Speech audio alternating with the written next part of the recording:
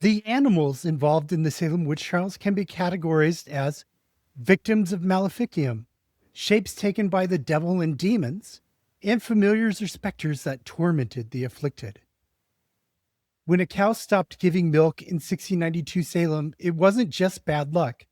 It could be evidence in a capital crime. Today, we're examining the four-legged victims, demonic manifestations, and supernatural creatures that filled the courtroom testimony of the Salem Witch Trials. Welcome to Salem Witch Trials Daily. I'm Josh Hutchinson. I'm Sarah Jack. Today's episode, we're exploring the animals of the Salem Witch Trials, from Elizabeth Howe's bewitched mare to Dorothy Good's snake familiar, from Tituba's shape-shifting black dogs to the mysterious yellow birds that haunted the courtroom. Animals weren't just background details. They were central characters in the testimonies that sent people to the gallows. Understanding how colonists categorize these animals reveals the complex belief systems that made spectral evidence not just believable, but legally actionable. Livestock and domestic animals were frequently believed to be targets of a witch's malice, often following a dispute. Giles Corey's ox was reported to be strangely afflicted. In other instances, neighbors claimed their cows stopped giving milk following arguments with a supposed witch. Sarah Wilds was accused of bewitching oxen, causing them to run into a brook. Elizabeth Howe was accused of bewitching a mare. A neighbor cut off the ear of the sick mare to burn it as counter magic, after which the mare died. Giles Corey's cat was reported to be afflicted with the same strange symptoms as his ox. And maleficium against livestock often included sheep and pigs, which would sicken or die. And the devil was believed to be able to shapeshift into various animal forms to communicate with or recruit witches. Sometimes he found this disguise as a way to be able to approach people without causing them fear. Imagine if the devil appeared to you in the form that we imagine the devil taking versus, say, a black dog coming to Tituba, because Tituba testified that the devil came to her as a black dog. Abigail Hobbs also claimed the devil came to her in the form of a black dog to get her to agree to be a witch. Tituba also described seeing a hog as one of the forms of the evil spirits, and reported seeing a black cat and a red cat with the devil.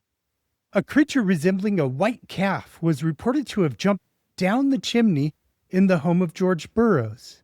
Descriptions of the devil or demons included a creature that was a monkey with a rooster's head.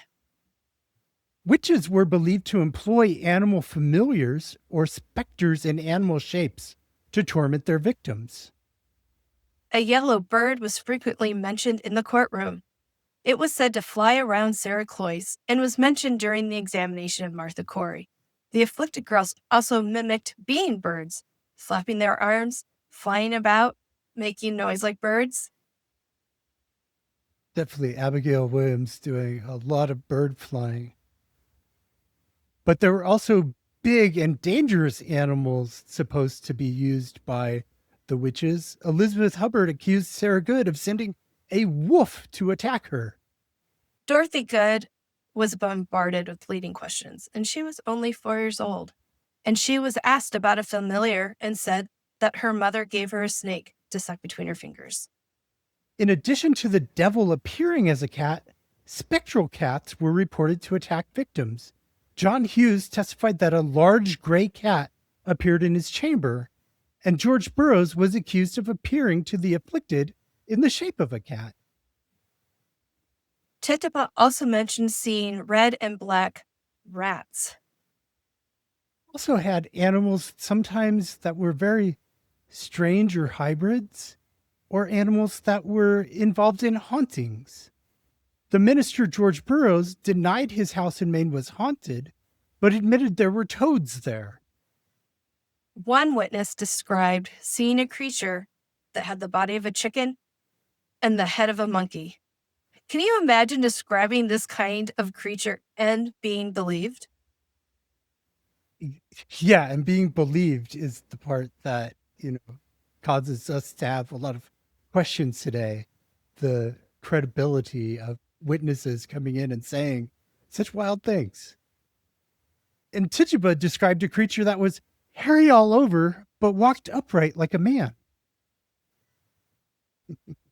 William Allen testified that he saw a mysterious beast or strange beast.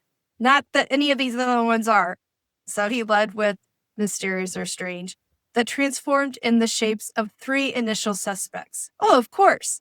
If it was transforming into women, that is mysterious and strange. Sarah Good, Sarah Osborne, and Tituba. And Robert Califf sadly mentions 2 dogs who were put to death during the Salem witch trials.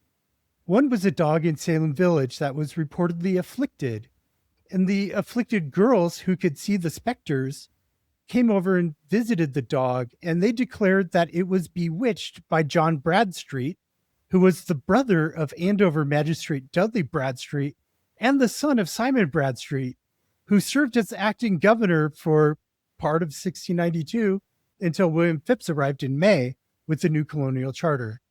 This dog was put to death. Meanwhile, John Bradstreet escaped to Piscataqua, New Hampshire. And Califf reported another dog was said to have afflicted several other people in Andover and also was put to death. So this is a dog who's bewitching people. It's a witch dog. They didn't even give it a trial. No, they just put it to death. No explanation. A dangerous dog, a dying ox, a suspicious cat, a yellow bird circling a defendant's head. Each represented tangible evidence of invisible crimes in a world where the boundary between natural and supernatural was dangerously permeable. Stay tuned to Salem Witch Trials Daily throughout February. The action is just heating up. By the end of the month, we'll have our first suspects being accused of witchcraft. So stick with us. Tomorrow, we're going to talk about one of those suspects, Sarah Good, one of the first 3 people accused of witchcraft.